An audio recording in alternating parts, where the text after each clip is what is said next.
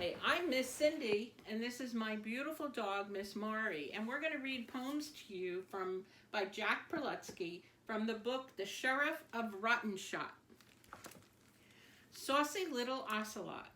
Saucy little ocelot, ocelot, ocelot, you like to turn and toss a lot, ocelot. You often fret and fuss a lot, ocelot. Speckled, spotted, polka dotted, saucy little ocelot. Saucy little ocelot, ocelot, ocelot, you're often mean and cross a lot, ocelot. You want to be the boss a lot, ocelot. Bossy, brassy, cross and sassy, saucy little ocelot.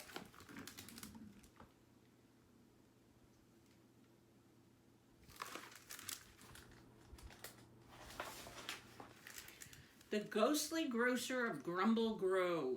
In Grumble Grove, near Howling Hop, there stands a non-existent shop.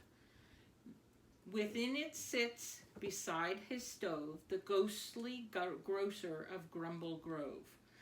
There on rows of spectral shelves, chickens serenade themselves, sauces sing to salted butter, onions weep and melons mutter.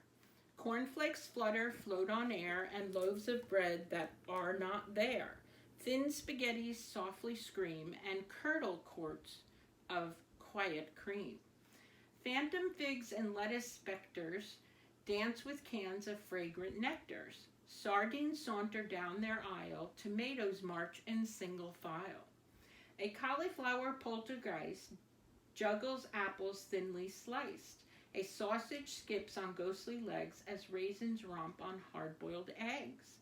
As pea pods play with prickly pears, the ghostly grocer sits and stares and watches all within his trove, that ghostly grocer of Grumble Grove.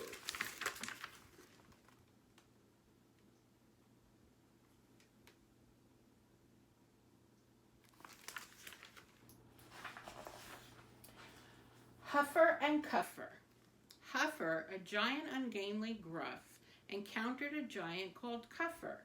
Said Cuffer to Huffer, I'm rough and I'm tough, said Cuffer to Cuffer, I'm tougher. They shouted such insults as boob and buffoon and overblown blowhard and blimp and blustering blubber and bloated balloon and shatterbrained shorty and shrimp. Then Huffer and Cuffer exchanged mighty blows. They basted and battered and belted. They chopped to the neck and they bopped in the nose, and they pounded and pummeled and pelted. They pinched and they punched and they smacked and they whacked. And they rocked and they socked and they smashed. And they rapped and they slapped and they throttled and they thwacked. They thumped and they bumped and they bashed. They cudgeled each other on top of the head with swipes of the awfulest sort, and now they are no longer giants. Instead, they both are exceedingly short.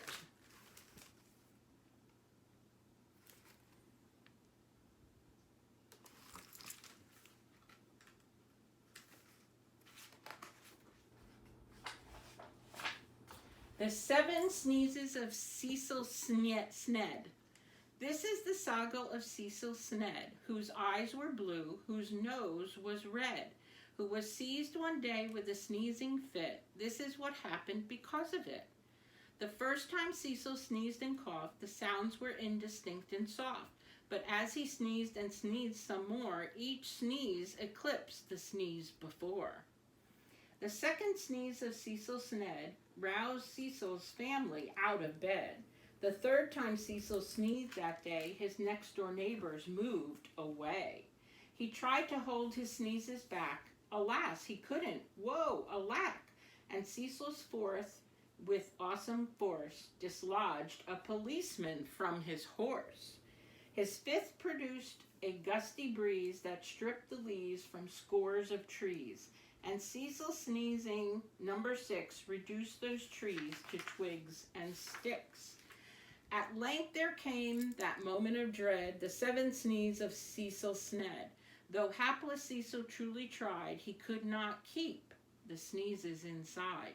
Poor Cecil Sned. It grew and grew, and out it burst a great Achoo! And with that final sneezing cough, the head of Cecil Sned flew off.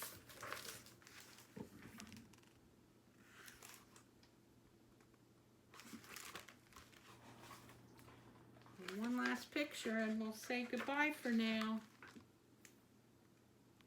That's the end. Bye-bye.